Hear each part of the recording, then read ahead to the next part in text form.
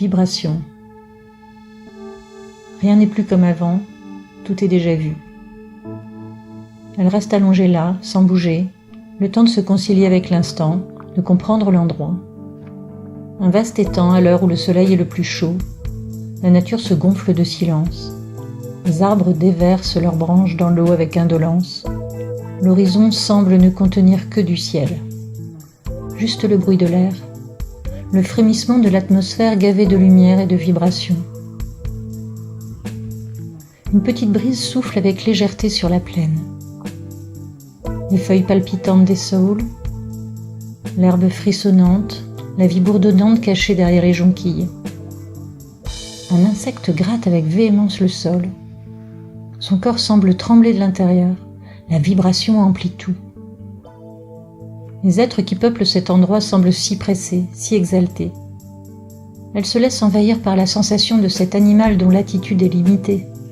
Il se bat avec les éléments, il s'agite avec régularité.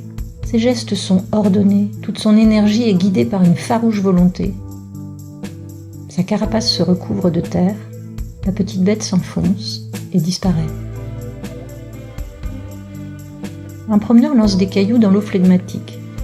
Bien plat, la surface lisse du galet se frotte à la surface lisse de l'étang, puis s'évanouit, laissant derrière lui renflements et rondeurs. Où est l'insecte ? Elle concentre son attention sur l'herbe, introuvable, ensevelie.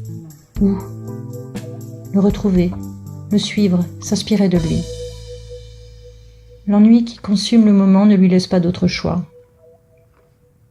Elle gratte avec frénésie, elle enfonce la tête dans le sol friable, puis le corps. Elle avance dans la nuit, elle ne voit rien. Elle n'entend que les éboulis de terre devant et derrière elle. Elle descend plus loin, encore, vite, ne pas s'arrêter, s'éloigner, ne plus se troubler, avancer. Ici, il n'y a plus rien de connu, à part elle-même, seule. L'obscurité totale autour d'elle ne suggère rien d'autre que le vide, la paix, la fin du voyage. Le calme semble revenu. Elle n'ose plus bouger. Lovée dans la terre accueillante et douce, elle tente d'adapter ses sens comme on accorde un instrument. Elle affine chaque sensation avec fluidité pour ne plus être abasourdie par la vie, pour laisser son esprit vagabonder sans contrainte, sans agression. La banalité n'est plus. Le temps s'est transformé. Rien ne pèsera plus. Elle le sait.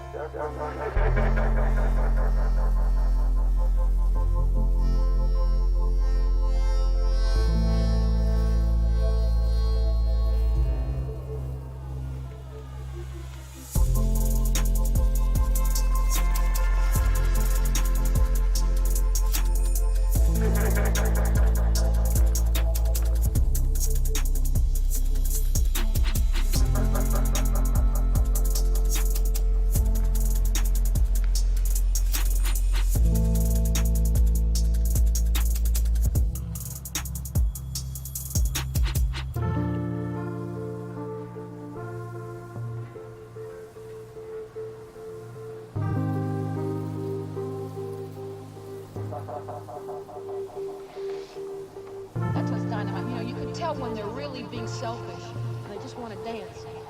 But they weren't, man. I said I'd do a soft song and everybody shut up. That was too much, man. That's really too fucking much.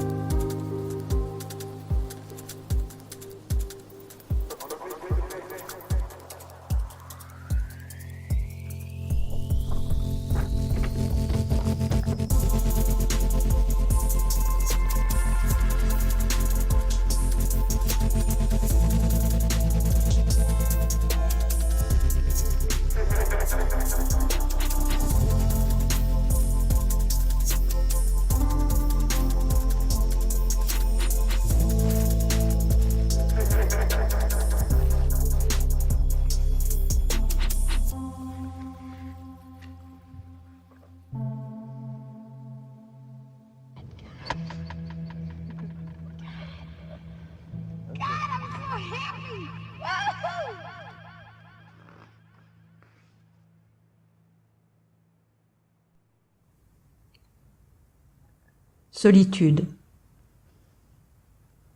Impalpable comme un ouragan qui se calme, quand une belle personne s'en va, elle laisse un vide derrière elle. Silencieux, soudain et paisible en apparence, le tumulte devient intérieur. On s'est nourri du vent. Il a balayé de sa fraîcheur tous nos gestes malheureux, toutes nos humeurs douces amères. La vue de la fenêtre est bien fade. Rien ne bouge plus vraiment. On attend un autre courant d'air. Il faut avancer malgré cette paix mortelle et attendre une brise qui bousculera l'ennui, recollera les morceaux échoués et croquera dans les habitudes faciles. En attendant, on classe, on range, on trie les petits bouts de temps, les attitudes oubliées, les pauses perdues et les gestes irremplaçables. On ne peut pas définir un souffle d'air, on ne peut que rassembler des fragments de présence, ces milliers de petites choses qui vont manquer. Sa force et sa façon de colorer le temps, son influence sur nos paysages, les déchaînements qui font rire ou frémir, les rafales qui surprennent et les souffles qui font pâlir. Retrouver la sensation de la tempête passée, c'est composer une mosaïque de souvenirs qui redonne l'illusion subtile des émotions, la fraîche tonalité des sentiments et les couleurs de la vie sous le vent.